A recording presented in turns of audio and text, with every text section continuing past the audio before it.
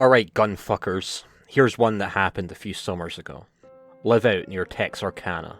Farm sits on the boundary between woods and plains. Trees are sparse but thicken up like crazy towards the back of the property. Parents have gone to Corpus Christi for vacation, so of course I have to take care of all the animals. Tack the heatwave passing through onto that, and it's basically constant care making sure they're watered. My favourite.ogg. Closest friends are out of town for the week. Farm is about 20 miles outside city limits, so I can rule getting my dick wet out of the roster of activities. Split time up between feeding animals and sighting in my new SIG 556 I got for graduation. Wake up one morning. One of our older horses has died.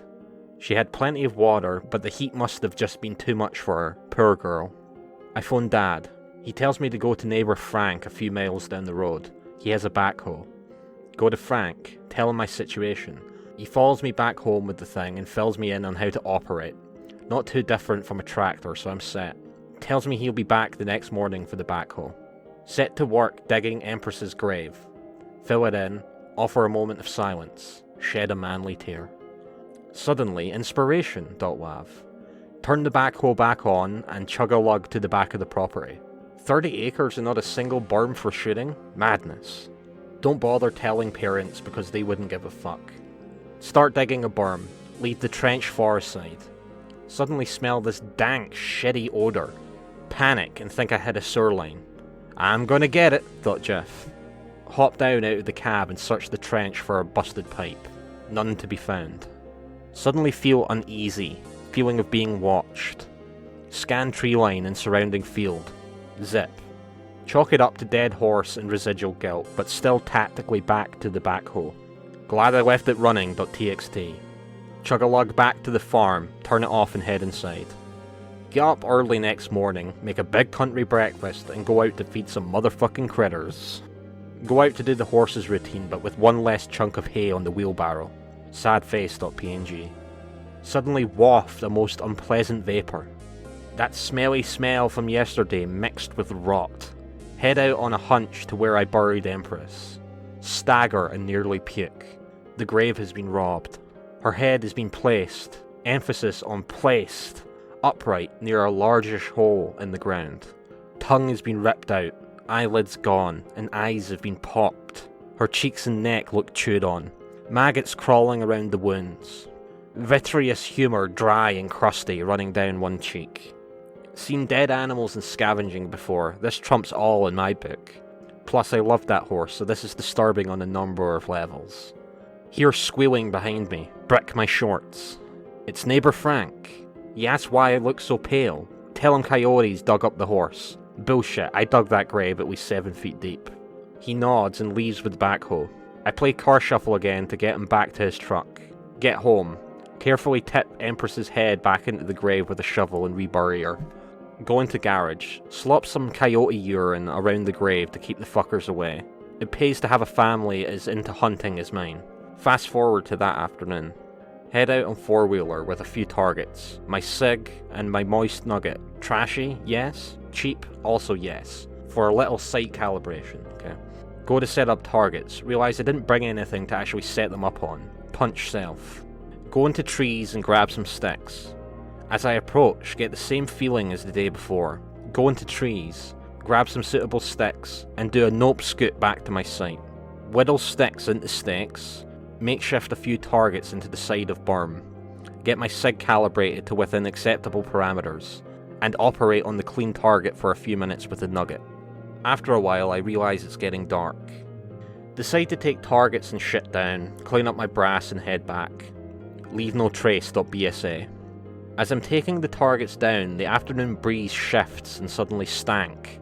Hear movement from the other side of berm, and nearly nope a small but sturdy wall in my pants. Decide not to be a pussy, grab my SIG and climb the berm to have a little peek. See medium-sized black shape huddled down in the trench. Aren't you cute.jpg. Figure it's a black bear cub or something. They're more common than most folks realise, and back away slowly in case mama's nearby. clumsy ham hand accidentally a shower of dirt onto the cub. It looks up at me. That's no cub.mp4. Let me just say that while I'm not the original badass, creepy or spooky images and shit don't frighten me that easily. Shit, when I was little, one of my favourite pets was Delightful, an older Welsh pony with no eyes. Her eye holes were in fact sewn over and sunken in. She made one of my friends cry just by looking at him. That being said, this thing was on a completely other level, spectrum and set of physics from that sweet old pony. Best way I can describe it is comparing it to Pick related. Jaw was a bit thinner, eyes were beadier and darker, and the nose was more sunken back, but the rest of the details are pretty close. Same drooly mouth, same slack-jawed grin, same snargly-ass teeth. At this point, my brain made an executive order to re-examine my previous decisions. Fuck the targets, fuck the brass, fuck the scouts, fuck not being a pussy, and fuck slow going. I tactically back to the ATV, spend 0.000001 of a second making sure my guns are stowed securely, and gun that shit back to the garage. Once inside, with a good 8 acres between me and the fuck beast of Pelicider, I realise that I have a sworn duty to protect my farm. I already let one of my charges die under my watch. It's time to nut up or shut up. Cue arming sequence.avi. Grab my dad's tack vest, have to cinch it a little tight, and his Night Owl 5X. Load up with 3 20-round AR-15 mags loaded with 5.56 NATO. Slap the third into my SIG and sling my new gun over my shoulder. My Nugget takes mags, so I put one in with 5 to spare on my vest and shouldered that bad boy. Fuck me, I even slipped a knife into my boot. There are floodlights strung up around the farm for entertaining or night work. Switches are in the garage and balcony. Go for highground.jpg. I tactically threw the house to the balcony and get ready for war. Not a moment too soon. I start hearing squawks and gargles and, I still get gibbles to this day, laughter coming from the chicken pen. Fuck this. I slam every switch and light up the farmyard like Rockefeller Square on Christmas. There it is, standing in the pen like Pick related. Its body was shaped like a fucking kush ball, all matte black fur. Arms and legs were thin, but looked powerful and wiry. It was holding one of the hens with its head torn off and was staring straight at me. It was obviously a male of whatever the fuck species it was, and there was fucking blood hanging off its shitty beast cock. I unslung my SIG and mag dumped, not worrying about hitting anything, trying to hit that black cotton ball in stilts. I remember thinking, I hope I blow your shitty cock off, you piece of slime. Yes, the words my brain used were piece of slime.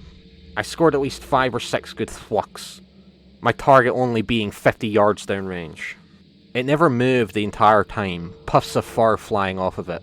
I ejected the mag and slapped a new one in and took aim again. I'll never forget the look it gave me, framed by that green sight. It almost said, "Are you done?"